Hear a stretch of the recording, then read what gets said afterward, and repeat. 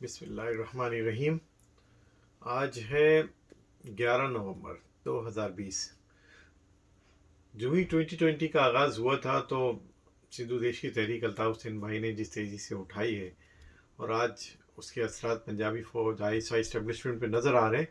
اور وہ الطاف حسین بھائی کے ہر اس غدار کو، ہر اس کمینے کو عزت دینے کے چکر میں مطلب اس کو کسی بھی طریقے سے پاکستان لے جائیں، چاہے وہ کوئی سا بھی غدار ہو، چاہے امریکہ میں ہو، لندن میں ہو،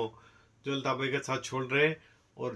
ان کو جن کے مال وہاں پھنسا ہوا ہے، جنہوں نے قوم کا سودا کیا اور پھر قوم کا سودا کرنے جا رہے ہیں، اور سندھی اور مہاجر یکجہتی کی جو فضا بلند ہو چکی ہے، جیسے شیعہ سنی فساد ختم ہو گئے تو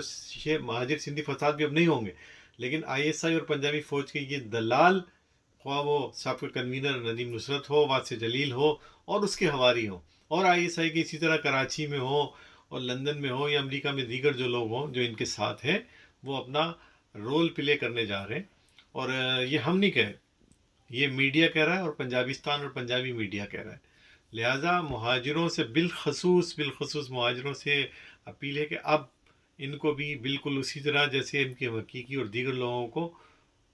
حیدرآباد ٹولے کو، PIB کو، ان سب کو آپ لوگوں نے لا تعلق کا اعلان کیا تھا، تو اب ان سے بھی لا تعلقی کا اعلان کرنا، اور ان کو بھی ان کی اوقات یاد دلانی ہے، اور ان کو بھی لگ پتہ جائے گا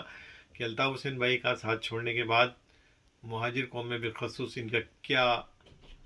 کردار ہے اور کیا ان کا قوم میں مقام ہے۔